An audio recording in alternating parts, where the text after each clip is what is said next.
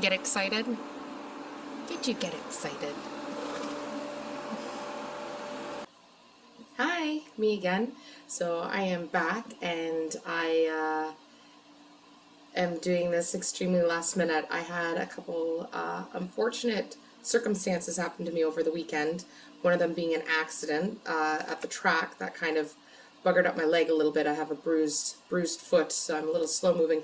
Next day, I yanked off my entire fingernail doing something rather stupid with the horses. So yeah, this is as much as I'm going to show you because the other side is gruesome. So those are my excuses this time, and like with everything else, it's last minute. But here is part 2 of the virtual barn tour. So let's get into it. If you don't wanna see me dancing with somebody, if you wanna believe that anything could stop me. Oh my god, tricks are not just for kids, they are for me. This is the Drink More song. Ow.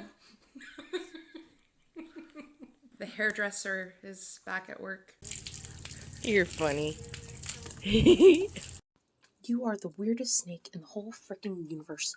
Somebody missed me.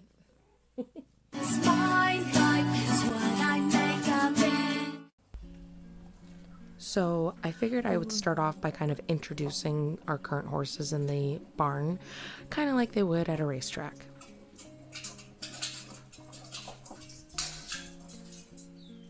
So that little firecracker is All Our Wishes, and she's a 3-year-old trotter. After we race them, we tend to clay their legs and pack their feet as general good, proper maintenance. And this is just me washing the residue off. Supervisor. She is one of the nicest horses we have ever had to work with in the barn. She's got lots of fun little quirks, super sweet. The boys love to jump on her back and ride her around. She gets excited, she rolls, and it's adorable. This is Sport and Sense. This is a 2-year-old pacer, and he is famous because he's been on Chex TV.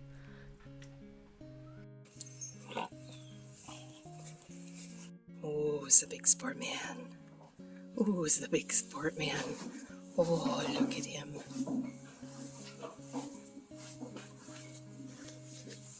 Look at that shine. Oh, look at that shine.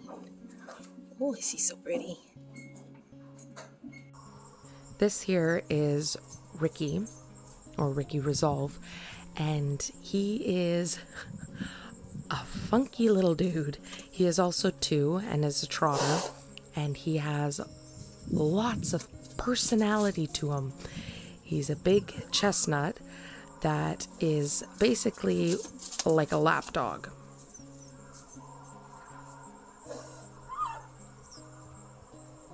He doesn't realize that he is so big, but he moves like he's big. We used to turn the horses out every morning before they jog, after they ate, and we found that we got a lot of injuries that way, so we stopped doing that. While they're racing, they stay inside, and then through the winter time they get turned out. And we remembered now why we started doing that, because that's exactly what happened to Ricky that morning. So we tend to lead them most of the time. When we're breaking them, we will jog them in the carts until they get kind of used to like turning and doing everything right. The winter, it can be quite cold, so leading them is generally the preferred method so that we don't freeze ourselves. When we have the ability to, why not use it? Make ourselves comfortable. We've done multiple different ways of like jogging every day, leading every day, doing training every other day. My dad has done basically anything and everything, and we haven't really found much of a difference between one and the other. So whatever we feel like doing, we just do. And the horses don't seem to mind either. So they generally go at about 10 kilometers an hour, and we typically go right around 7 or 8 kilometers in distance. And that seems to be a nice little half-hour workout for them. This is another little view of as to how else we would jog them, hook them up to the cart and take them out onto the track. And that's Sport with his little checks debut.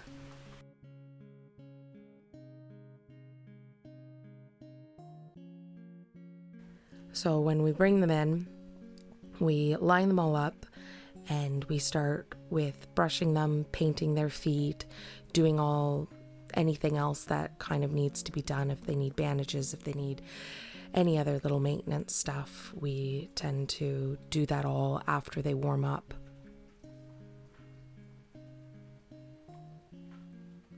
It's Goldie.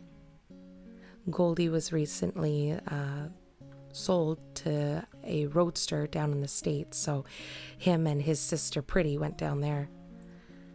So this is the lineup.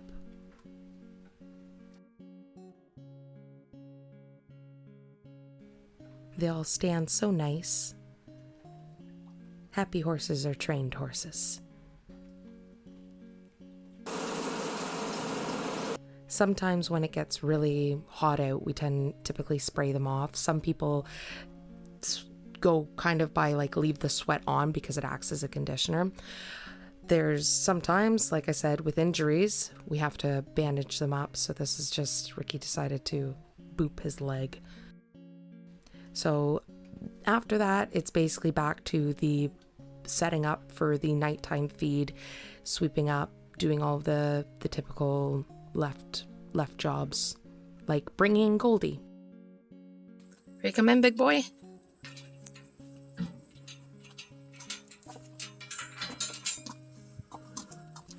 I kind of miss doing this because he'd just go right into his stall. All the doors are open and he'd just go, nope, I know where the food is. Oh, him's like him's food. So yeah, that's basically a day at the barn. I get their feed, then they get jogged, then we do brushing and feet maintenance, anything else that has to be done. If they need shoes, my dad typically does that at night. I tend to sweep the barn. He uses a leaf blower. It's kind of cool, and yeah, it's a pretty fun little gig we got.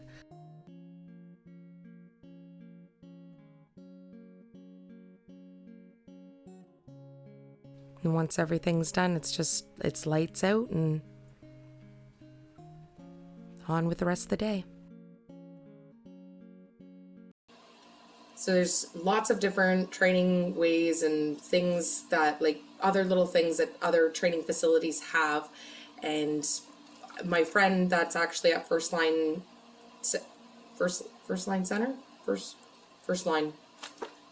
It's called First Line anyways.